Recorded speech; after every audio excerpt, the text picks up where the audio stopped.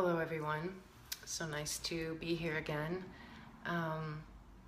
I was thinking about something that I wanted to explore with you, and that is the question of what is the most important thing to do in learning tango, in progressing in tango. Of course, this is not necessarily universally accepted. This is my opinion. Other people might have their own views on what is most important. But I've been studying tango since 2009, and I spent some time in Buenos Aires dancing tango, and I've thought a lot about wanting to find ways that I could understand the dance, understand what it takes to progress, and what does progressing really mean? Because every teacher that you go to might have their own opinion about what is most important. And a while back, I just really had this question for myself, like, what does it take for me specifically, to progress in tango? And the way I kind of arrived at the answer for myself is interesting, and I'm just going to diverge for a second before I answer the question and talk about my creative process. So I am a trained painter, and I had taught art at a university before moving to Portland, and then I've taught at a college here. And my most common class that I would teach is just beginner level painting and drawing. And one of the things that I would talk a lot about to students who are starting out and making art is that it's really important to be aware of the medium that you're using when you're executing a drawing or painting, and understand what that medium is offering, so that you yourself can be most efficient with it. So for example, if you're drawing a huge mural, using a pencil and drawing like this doesn't make sense. You might want to use something that allows you to cover a lot of area, like latex paint or acrylic or something like that. Similarly, if you're trying to get extremely fine lines and very refined surfaces, very clean surfaces, it wouldn't make sense to use something like charcoal, right? Because charcoal, the strength of charcoal is its messiness. And so I talk a lot to my students about really getting to know the materials, getting to know the medium, and understanding how their body and how their imagination wants to interact with that medium. And then once you have an understanding of that medium, then you understand how you can push it. So that's been my personal interest with working with materials in my work. I tend to work both with very uncontrolled, spontaneous materials like ink that covers a lot of areas, very uncontrolled. And then I like the very flat and controlled surfaces of acrylics and gouache paints. So how does that relate to tango? For me, what I realized about a year ago is I had this hunch that there was something beyond studying technique. There was something beyond the structure of tango that I needed to understand in order to progress in the dance. And what I stumbled upon is the realization that really the most consistent, the most fundamental aspect of tango is the most important thing, and that is the music. I need to understand the music. And that's what became kind of this insight for me, because I realized, just like with the medium that I would be working with, where if I'm working with, compressed charcoal and I have charcoal all over my hands and I can smear it all over the paper, and that's what I can do with that material, then if I'm working with graphite and I'm working with silver point, then I'm getting a completely different effect. And this is what tango music offers. Every orchestra is kind of like a different medium, right? It offers a very different sensation in the body, a very different experience. It wasn't obvious to me at first. When I first heard tango music, when I first went to a milonga, I thought, oh my God, this music is so boring. And I remember the first time my teacher was dancing with me at a milonga, and he said, oh my God, I love this song. This is my very favorite song. And I remember thinking to myself, what is so interesting about this song? I can't even, there's nothing that I hear in it that, that would make me even remember it. So eventually though, I just kind of started asking that question, because I definitely could tell from just years of dancing that sometimes I would get these really interesting experiences during particular tandas where my imagination and my body would wake up in a very specific way, and it didn't happen all the time. So I started paying attention to which tandas really made me feel you know, kind of extraordinary. And little by little, I started kind of sensing that there's something specific in particular orchestras.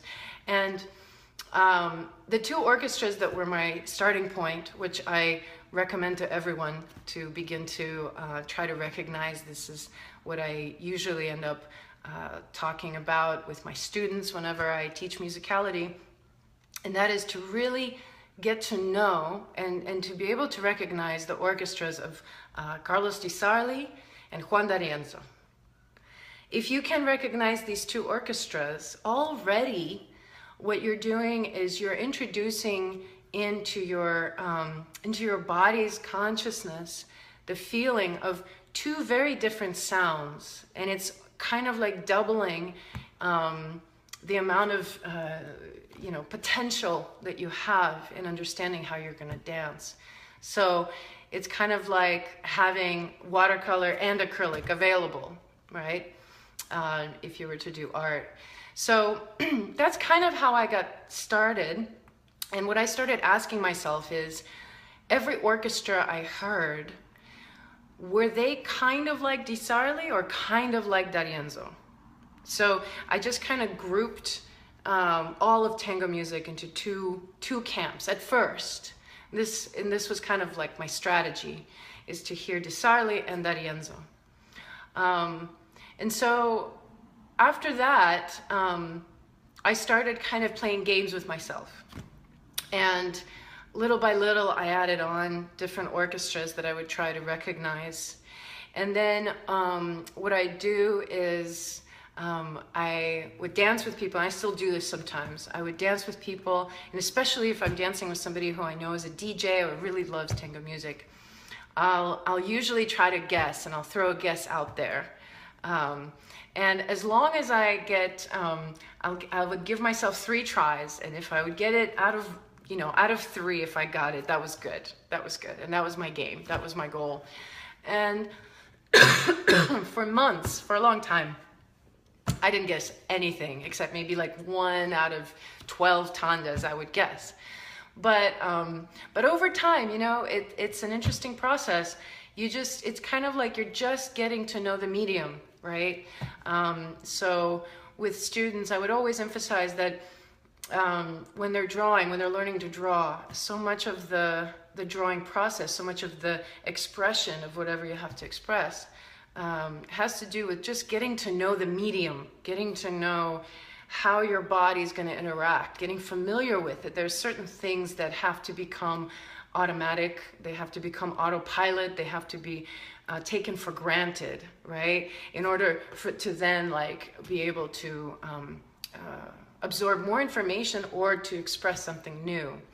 And so I kind of just made it a point to listen to tango music as much as I could, And anytime I could think about it, I would take a guess as to who it is, and I would check on my phone. And I never made it a goal to memorize anything. I never sat and studied or tried to kind of psych myself out about having to remember a bunch of names. I just kind of started asking my body, how does my body want to move to this orchestra? And what kinds of images come up when I hear this kind of music? Sometimes it feels very dramatic and big and wild, like a Hollywood movie, and I'm seeing a lot of fireworks. And then other times it's very depressing and dark and heavy and very sorrowful. And so I have to say that it's infinite. The complexity of the music is infinite. And the more I hear the music and the more I ask of my body how to dance to the music, the more the dance reveals itself. And it becomes this really amazing, unique, personal experience that doesn't depend on going to Buenos Aires. It doesn't depend on going to a bunch of classes or having to study with a bunch of people. This is something that is there for you, there for me all the time. One of my favorite things to do is to ride my bike and at night and listen to tango music. And it's just, to me, it's kind of has become almost like a ritual, and it's a very wonderful experience, because it seems to me that once I plugged into the music, it's like I'm always dancing. I don't actually have to be dancing physically. I'm always hearing the music and interacting with it on some level, and I'm always hearing something new. There's just this phenomenal quality about tango music is that it doesn't get old. And I know for some of you, you might be listening to it and you're like, I don't really like tango music. I prefer alternative. And that's okay. That's okay too. I did feel for a long time that alternative music is really where I felt the most free, and I think that's really wonderful, and I encourage you to stay there. But also, if you do have this curiosity about the music and about just really tapping into directly something that can propel your dance forward no matter what, then really look at the music, really try to listen to it at least once a day. Try to kind of tap out the rhythm or walk to the rhythm, or sing the melody, just something, even if it's 5 minutes a day, and it really, really adds up, and I think you'll really enjoy it. So thanks so much for joining. I talked to you for a while. If you'd like to share your own insights about what you found to be really helpful in your tango journey, go ahead and shoot me a message or post in the comments. But I hope to see you soon, and see y'all later. Bye.